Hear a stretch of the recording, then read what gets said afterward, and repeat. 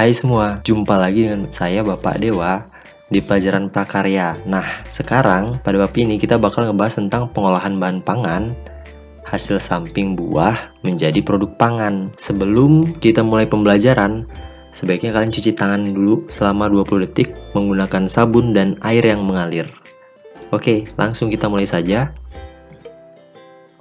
Nah, apa sih itu pengertian dari bahan pangan hasil samping buah? Nah, untuk menjawabnya, coba kalian perhatikan di gambar di samping sini, gambar di sini.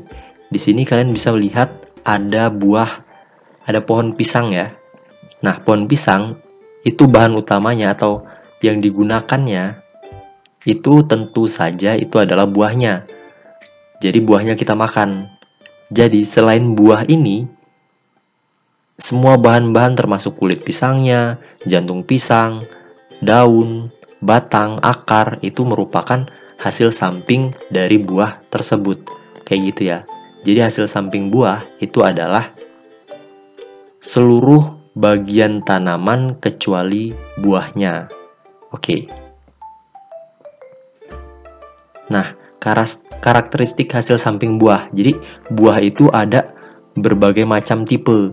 Yang pertama kita bahas di sini ada buah tipe berry, yaitu lapisan kulit luarnya itu tipis, sedangkan lapisan tengah dan dalamnya itu menyatu. Contohnya kayak misalkan strawberry, terus anggur kayak gini, anggur. Terus ada buah plum, ada buah cherry, ada juga buah jambu biji, kayak gitu ya. Nah, terus ada juga buah yang disebut sebagai Hesperidium, yaitu buah dengan 3 lapisan dinding buah, di mana lapisan kulit luar tebal dan mengandung zat warna. Terus lapisan tengahnya itu serupa jaringan yang keputih-putihan, dan serta lapisan dalamnya itu banyak mengandung gelembung-gelembung yang isinya itu cairan jus.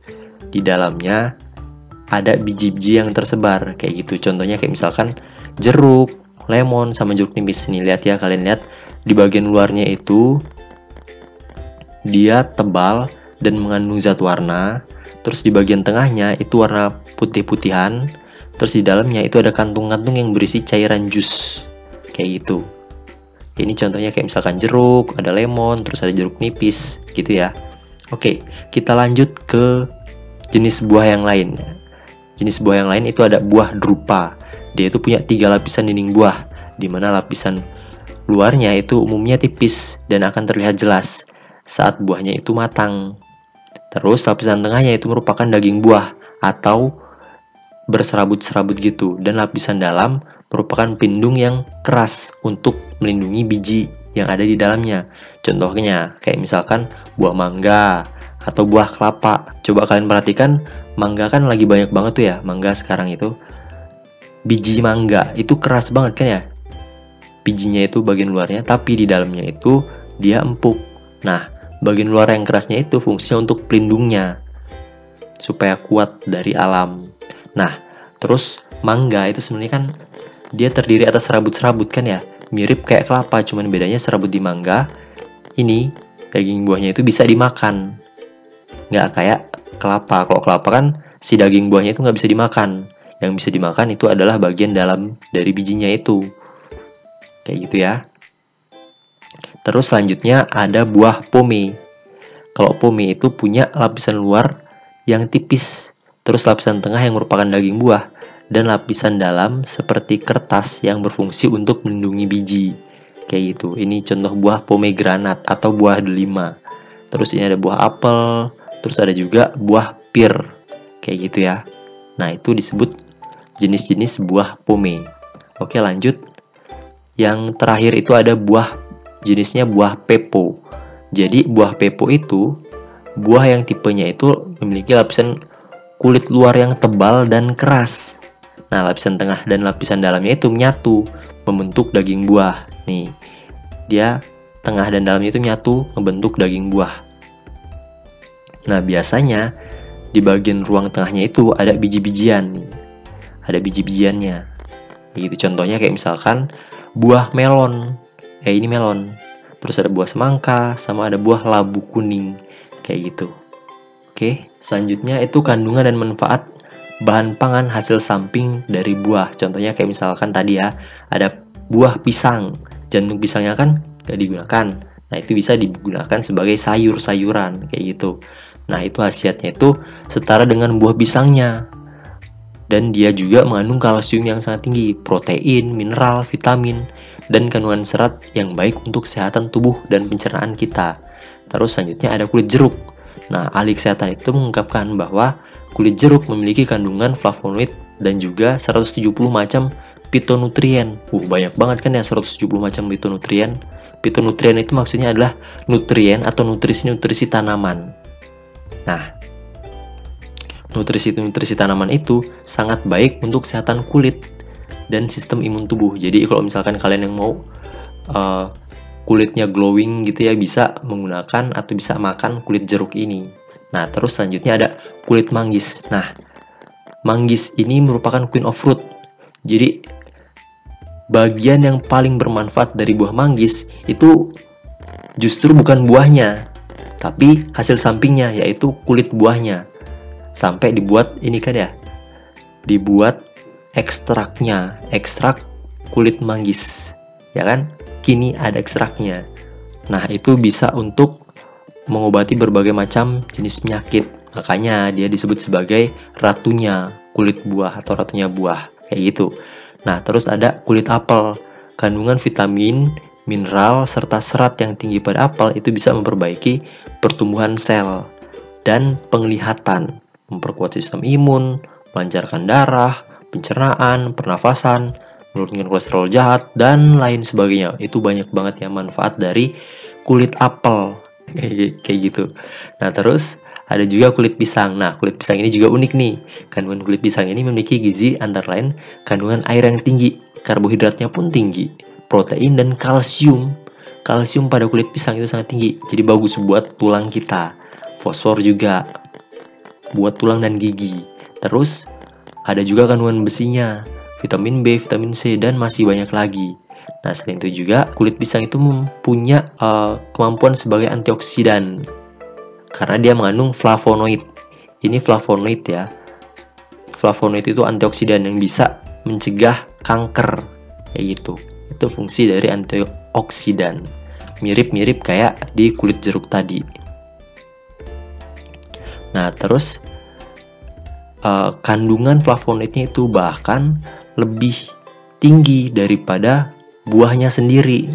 Jadi kebanyakan buah itu justru lebih bermanfaat kulitnya dibandingkan buahnya, daging buahnya, kayak gitu ya. Jadi makanya kalau misalkan kalian makan apel gitu, kulitnya itu mendingan nggak usah dikupas, jadi langsung aja makan sama kulit-kulitnya.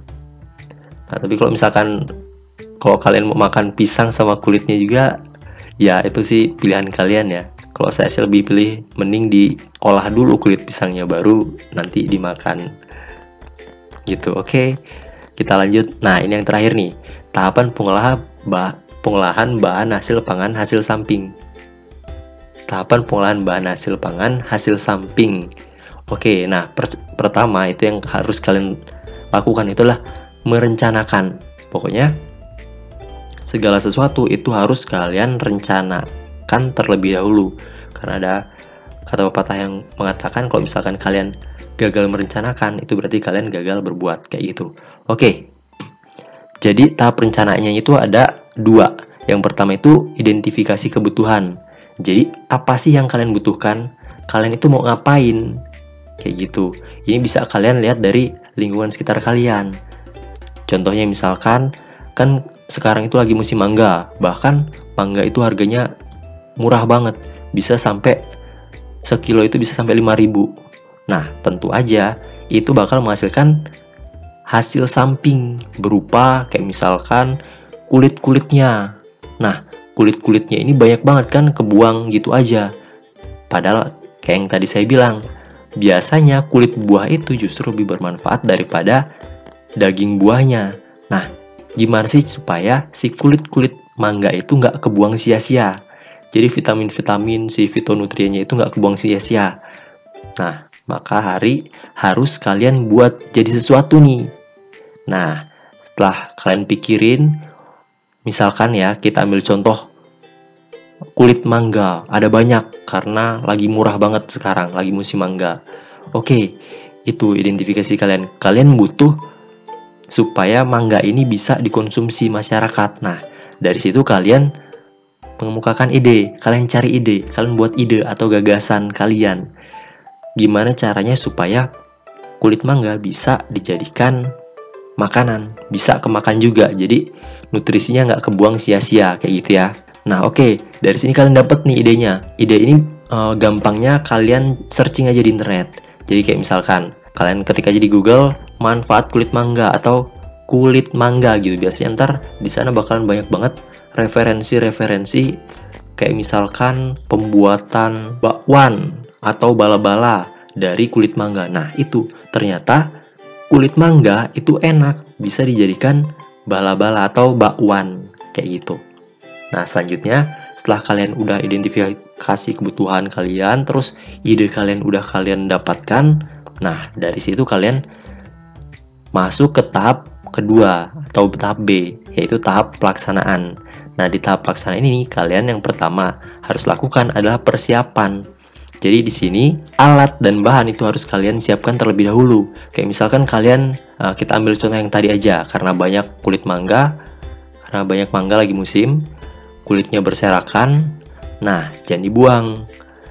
Mending dibuat bala-bala kulit mangga atau bakwan kulit mangga. Nah, apa aja yang harus kalian siapkan? Tentunya bahan yang utama itu adalah tepung, kulit mangga, terus ada garam, dan bahan-bahan bakwan lainnya, kayak misalkan wortel, kayak gitu, itu bahan-bahannya. Terus alatnya juga harus kalian siapkan.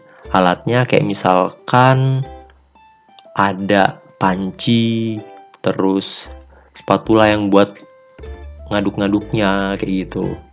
Terus ada baskom, itu alat-alatnya. Nah, terus masuk ke tahap kedua, yaitu proses pembuatan. Di sini kalian buat tahap-tahapnya, kayak misalkan tahapan pertama, bersihkan kulit mangga di air yang mengalir, kayak gitu. Terus tahapan yang kedua, itu buat adonan bakwan seperti biasa. Terus tahap ketiga, masukkan kulit mangga yang sudah dipotong-potong ke dalam adonan bakwan, kayak gitu. Terus tahap keempat, goreng bakwan. Terus tahap kelima, tiriskan. Nah, terus setelah selesai proses pembuatannya, baru masuk ke penyajian dan ke pengemasan, kayak gitu. Jadi setelah disajikan, kalau misalkan mau kalian jual, bisa dikemas, kayak gitu. Oke. Nah, selanjutnya setelah dikemas itu bisa kalian evaluasi nih. Kalian cobain cicipin, apa aja sih yang kurang. Nah, kalian evaluasi kekurangannya apa aja supaya lebih baik lagi ke depannya, kayak gitu. Atau misalkan kalian minta untuk teman-teman kalian nyobain atau orang tua kalian nyobain gimana rasa dari bakwan kulit mangga tersebut, kayak gitu. Terus dari sana nanti kalian minta pendapatnya, kurang apa sih. Nah, sehingga ntar ketika kalian buat lagi, itu bakalan memiliki hasil yang lebih baik daripada hasil yang kalian buat sekarang, kayak gitu. Oke, nggak banyak yang saya sampaikan pada pembelajaran kali ini. Jangan lupa kalau misalkan kalian keluar rumah, selalu gunakan masker, jaga jarak, dan kalau nggak perlu-perlu banget, nggak usah keluar rumah.